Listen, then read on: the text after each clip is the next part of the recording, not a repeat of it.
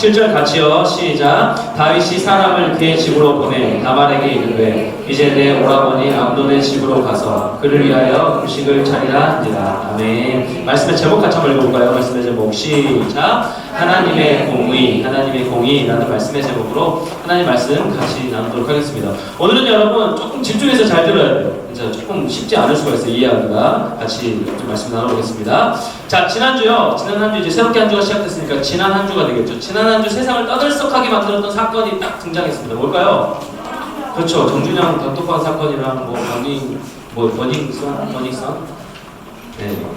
승리의 성매매 무슨 사건과 관련해서 가수 정준영의 단톡방까지 드러나는 사건들을 뉴스를 통해서 접했습니다. 참 마음이 너무 불편했어요. 쉽지가 않았습니다. 아직 정확한 판결은 나오지 않았지만 어떻게 이렇게까지 할 수가 있을까? 내용 다 알죠? 이렇게까지 할 수가 있을까? 너무 악한 모습에 마음이 참 많이 불편했었어요. 연일 끊이지 않고 이 소식뿐만 아니라 연일 끊이지 않고요. 각계 권력층, 어른들이 또 연예인들이 성적인 추악한 죄들이 쏟아져 나오고 있는 모습에 계속해서 마음이 불편한 우리의 모습을 보여주고 있어요. 어쩌면 그래서 인간에게 가장 연약한 것이 이런 성적인 부분이 아닐까 하는 생각조차 제 마음 가운데 들게 됐어요. 세상이 너무 음란합니다, 여러분. 세상이 너무 음란하고요. 세상이 성적으로 너무 문란한 시대가 되어버렸어요. 너무너무 폐역하고 어두운 시대가 됐어요. 청소년 여러분들도 가장 이 시기에 호기심이 왕성하고 유혹이 심한 부분이 바로 이 성적 부분 아닐까요?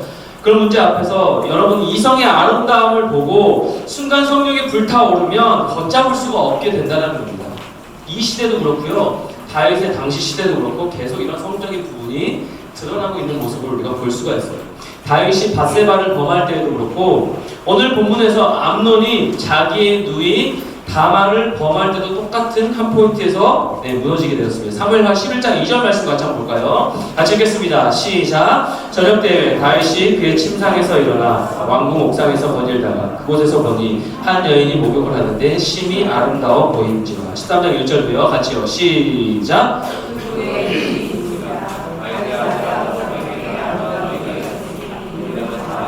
다윗의 다른 아들 암논이 그를 사랑하는. 여러분, 눈에 아름다워 보이기 시작하면 우리 중심 가운데 마음 가운데 눈에 아름다워 보이기 시작하면 거기에 마음이 꽂히는 겁니다. 이제. 세상이 아름다워 보이기 시작하고 하나님 아닌 것에 우리 마음을 뺏기 시작하고 아름다워 보이기 시작하면 그때부터 이제 마음이 무너지기 시작한다라는 겁니다. 우리 지난주 말씀을 통해서 하나님께서 다윗의 죄를 용서하시고 사랑하심으로 그에게 누구를 주셨어요?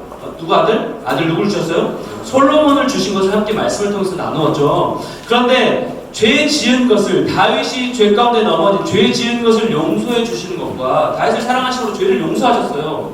그래서 솔로몬을 주셨다고 말씀하셨죠. 죄를 용서해 주시는 것과 없게 하는 것과 너가 지은 죄를 없는 걸로 해줄게 하는 것은 다르다고 했죠. 내가 너 사랑하니까 네가 어떻게 살든 무슨 죄악들을 하고 무슨 어떤 행동을 하든 내가 다 눈 감아줄게. 괜찮아. 네 마음대로 살아도 돼. 이건 진짜 사랑하는 게 아니라고 같이 말씀을 나눴죠. 사랑하면요 죄 가운데 내버려 두지 않으십니다. 여러분 하나님이 진짜 여러분 사랑하시면 진짜 사랑하시니까 죄 가운데 우리를 그대로 살도록 내버려 두지 않는다는 겁니다. 이것이요 여러분 하나님의 공평하시고 의로우신 사랑의 표현이에요. 하나님의 공의입니다. 하나님은 다윗을 사랑하셔서 다윗을 용서하시고 위로하시지만 품에 안아주시지만 그 죄에 대한 대가를 지불하게 하시는 모습을 볼 수가 있습니다. 그러니까 여러분 앞으로 살아가면서 이것만은 기억하세요. 무엇이냐면 하나님이 기뻐하지 않는 모습으로 내 마음대로 내가 하고 싶은 대로 세상 가운데 중심이 되어서 마음대로 살다가 회개 딱 한 번 하면 하나님 용서하시고 딱 천국 가는 거 영원한 나라에 들어가는 거 이걸로 여러분 착각하고 생각하면 안 된다는 거예요.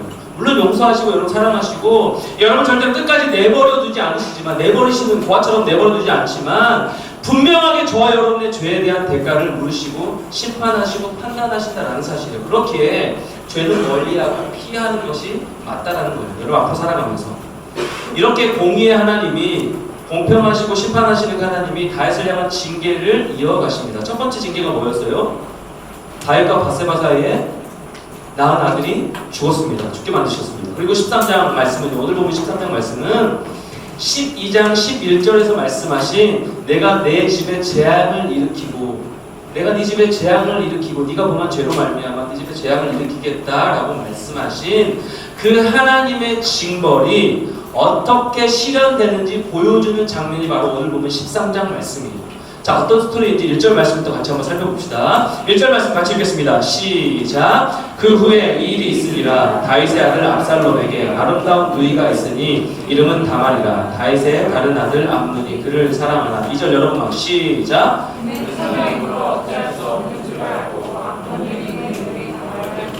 말미암아 병이 되리라. 여러분 누가 등장해요? 1절에서 누가 등장해요? 다윗의 아들 압살롬. 성품이 무엇이냐면 사람과 만물을 선과 악으로 판단하시고 심판하신다는 의미입니다. 선과 악으로 판단하시고 심판하시는 하나님의 성격이에요. 그래서 신명기 32장 4절 말씀을 이렇게 기록하고 있습니다. 같이 읽겠습니다. 시작. 그는 반석이시니 그가 하신 일이 완전하고 그의 모든 길이 정의롭고 진실하고 거짓이 없으신 하나님이시니 공의로우시고 바르시도다. 그래서 다윗을 사랑하시고 이 공의로우신 하나님이시기 때문에 다윗을 사랑하시고 다윗이 범한 그 죄는 사랑으로 품어주시고 용서하시지만 그 죄에 대한 대가는 바로 이 공의로 다스리시는 겁니다. 조금 쉽게 예를 들어볼까요? 한 담임 선생님이 어떤 학생을 특별하게 예뻐하고 그 친구에만 관심을 가져.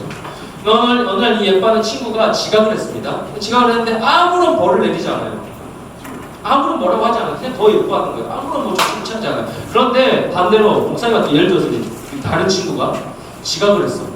그런데 그 친구 어떻게 했을까? 뭐라고 하고 반성을 쓰게 하고 부모님 학교로 오게 해요. 그럼 어떻게 될까요? 이 반의 질서가 잡히지 않겠죠. 완전히 다 무너지는 겁니다. 이 친구는 너무 편애하는 이 모습, 차별대하는 이 모습 등에서 질서가 잡히지 않고 편애받는 그 친구의 마음, 괜히 다른 친구들에게 미움을 당할 수도 있겠죠. 마찬가지로 대통령의 아들이라고 해서 법을 마음대로 어기고요, 마음대로 살아요. 예를 들어서 우리나라 대통령의 아들이 마음대로 뭐 그냥 무법으로 그냥 삽니다. 아무렇지도 않게. 그것을 법대로 처벌하지 않고 그대로 놔둡니다. 그러면 이 법으로 이 나라의 질서가 잡혀질까요? 안 잡혀질까요? 대통령 아들도 저렇게 마음대로 사는데 나는 뭐 마음대로 살면 되겠지. 질서가 잡히지 않는 겁니다. 이런 것처럼 하나님이 다윗을 사랑하신다고 해서 다윗의 죄악을 그대로 덮어버리신다면 하나님의 공의로운 하나님이 아니신 겁니다. 하나님의 공의가 실현되지 않는 겁니다. 그렇게 하나님은 아무도 하나님의 말씀 법을 따르지 않겠죠. 그렇게 하나님은 다윗을 죽이시지 않고 살려주시고 사랑을 품어주시지만 그 죄에 대한 대가로 말미암아 그 아이를 치시고 말씀대로 다윗의 집에 재앙을 일으키심을 말미암아 하나님의 공의를 드러내시는 겁니다. 모두에게 공평하고 의로우신 하나님, 다윗에게만 편애하시고 그에게만 축복하시는 그 하나님이 아니라 우리 모두에게 공평하시고 의로우신 하나님의 모습을 보여주시는 겁니다. 사랑하는 여러분, 하나님은 이러한 공평하심과 의로 세상을 다스리십니다. 우리를 사랑하시는데요, 잘난 자를 더 사랑하시고요, 공부 잘하는 사람 더 사랑하시고요, 예뻐 보이는 사람 더 사랑하시고요, 많이 가진 자를 더 사랑하시고 편애하시는 하나님이 아니세요. 연약한 자를, 가난한 자를 덜 사랑하시는 하나님이 아니세요. 여러분, 세상은 어때요? 세상은 어때요? 세상은 불공평해요. 여러분 보시기에 세상은 공평해요? 여러분 보기에 세상 공평해요? 세상 공평하지 않은 것 같아요. 목사 보기에는. 세상 공평하지 않고요. 정의롭지도 못해요. 그러니까 연예인들이 경찰과 손을 잡고 뒤에서 그런 악행을 저지르고도 드러나지 않고 다 덮는 거 아닙니까? 죄 가운데 날뛰며 자기 세상처럼 마음대로 살아가고 있는 건 아니에요. 공평하지 않는 겁니다. 세상은 정의롭지 못하는 겁니다.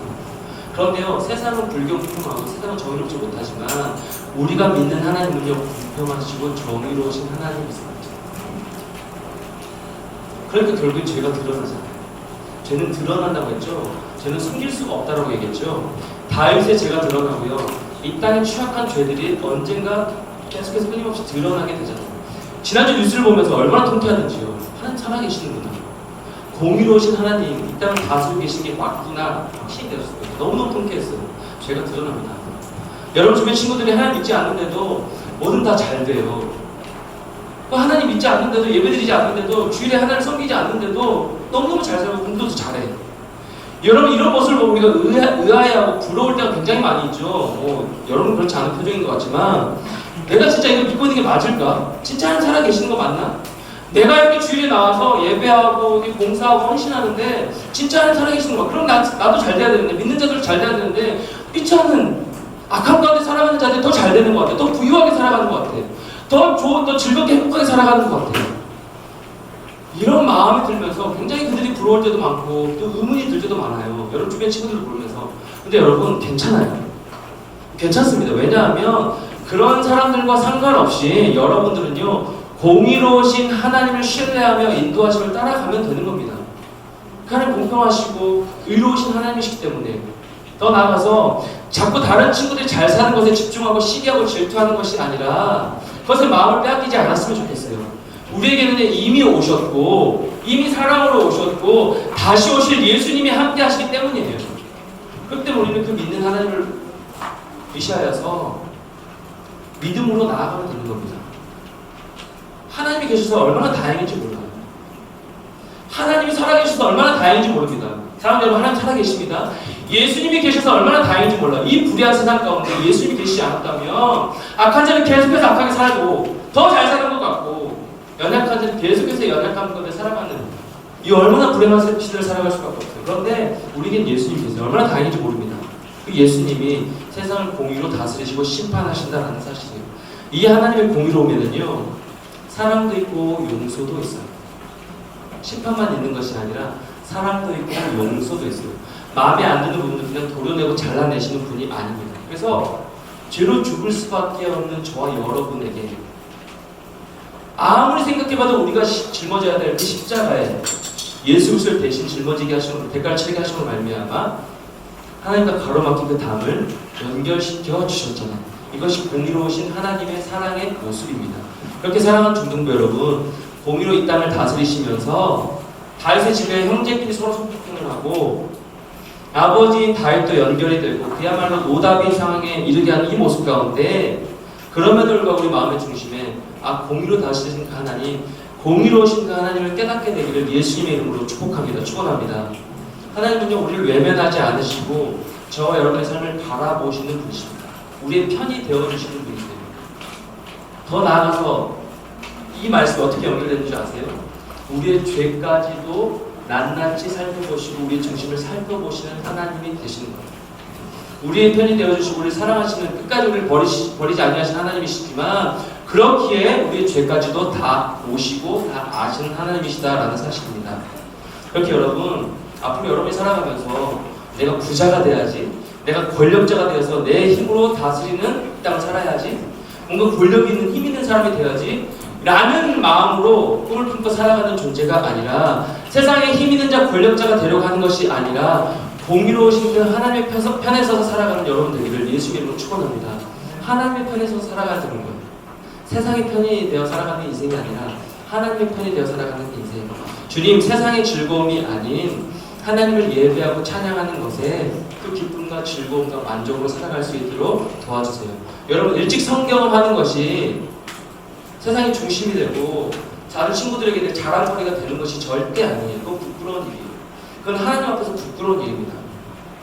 결혼하기 전까지, 결혼할 때까지, 또 주님 오시는 그날까지 거룩한 친구로 깨끗하게 정결하게 준비되어 살아가는 것이 주님 보시기에 진짜 아름다운 인생임을 기억하는 여러분 됐으면 참 좋겠습니다. 하나님은 살아계셔서 공의로 이 세상을 그리고 저와 여러분의 삶을 인도해 가십니다. 그렇게 하나님을 두려워하며 하나님을 찬양하는 저와 여러분의 삶이 되어야 됩니다. 여러분, 하나님을 두려워한다, 하나님을 경외한다는 것은요 두려워서 막 못 보고 이런 것이 아니에요. 크신 하나님, 우리 모든 것을 감찰하시고 다 보고 계시는 그 하나님이시기에 그 중심을 하나님께 두고 살아간다라는 의미가 되는 겁니다. 어제부터 우리 2부에서는 친구들이 신청하지 않았지만 우리 중등 일부 친구들과 함께 이제 제자 훈련을 시작했는데 그 친구들과 일주일간 큐티했던 것을 나누는 이 제자 훈련 중간에 나누는 시간이 있었는데요. 그 나눔이 너무너무 도전이 되고 은혜가 됐어요. 뭐냐면 계속해서 요즘 이제 불편한 이 말씀, 목사도 불편해요.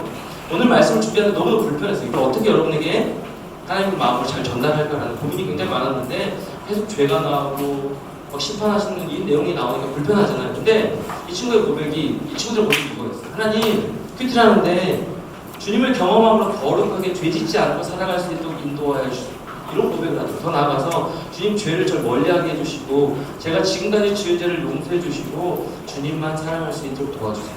이런 고백하는 친구도 있고요. 주님 끝까지 예수님의 제자로 살아가도록 도와주세요. 어른보다 낫죠. 목사님보다 훨씬 낫죠. 어린 친구도 있을 건데 이런 고백이 나와요. 사랑하는 여러분, 이렇게 하는 겁니다. 하나님 말씀 앞에 서서 우리 마음 가운데 죄다라고 비춰주시는 그 성령 하나님의 도우심 따라서 예수님이 기뻐하시는 모습으로 하나님의 편에 서서 말씀 가운데 살아가는 겁니다. 그 주님을 의지해서 살아가는 겁니다.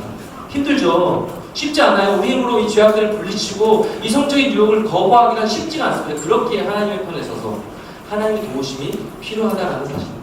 평생 이 하나님과 동행하며 공의로우신 하나님의 편에 서서 이 땅, 이 어두운 세상 가운데 밝은 빛을 비춰주시는, 예수님을 따르는 자에게 밝은 빛을 비춰주시는 그 하나님의 편에 서서 하나님의 자녀답게 살아가는 저와 여러분 되시기를 예수님의 이름으로 축복합니다. 예수님의 이름으로 축원합니다. 같이 한번 일어나서 찬양하겠습니다.